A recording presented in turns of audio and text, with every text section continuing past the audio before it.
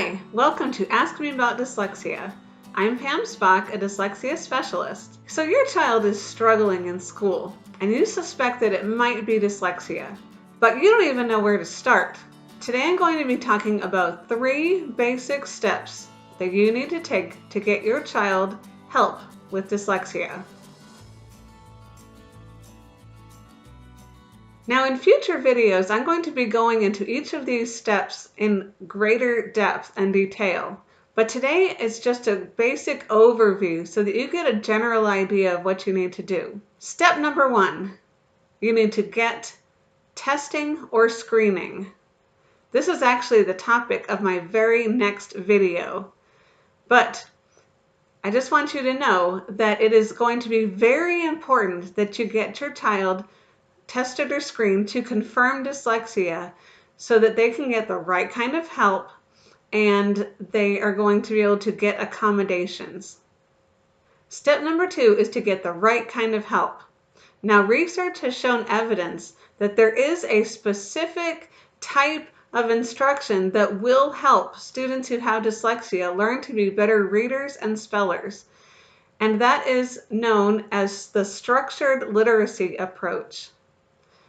Now, there are many good programs for this, but what you're looking for are words like explicit, multisensory, sequential, cumulative, systematic, individualized, diagnostic, and Orton-Gillingham based. Now, if your child gets special help in the public school from a reading specialist or a therapist, then they may or may not be getting the right kind of help.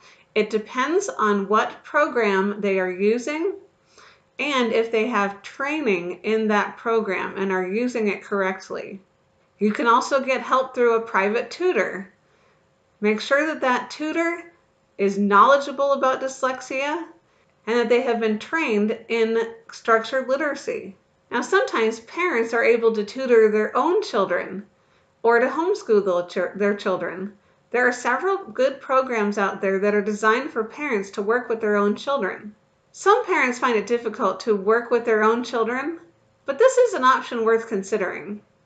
Step number 3 is to seek accommodations.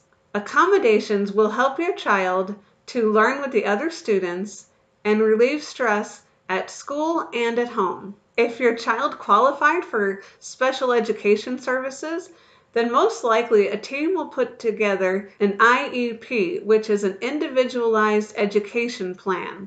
This will include the special help that they'll be receiving, as well as the accommodations. If they did not qualify for special ed services, then a 504 plan will probably be written. This is just an agreement of what the accommodations are going to be. If your child is in private schools can also write 504 plans, or it doesn't even have to be called a 504 plan. It can just be any kind of written agreement of what the accommodations are going to be. If your child is in homeschool, then you just need to learn about accommodations that are helpful to students who have dyslexia and use them. Watch for an accommodations video in the not too distant future. I'm going to go into what kind of accommodations are helpful to students who have dyslexia and how to ask for them and how to go about using them. Let's review those basic steps. Step number 1 is to get screening or testing. Step number 2 is to get the right kind of help. And step number 3 is to seek accommodations. As I mentioned, I will be going into each of these steps in greater detail in future videos, but this gives you a basic overview of what you need to do, especially when you're just getting started and you have no idea where to start. If this video has been helpful to you, let me know. Also, I have a blog post about this that I will link in the description box below.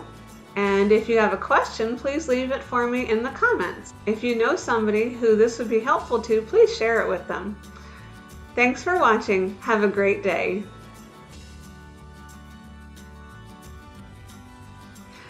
Step number 2, to get the right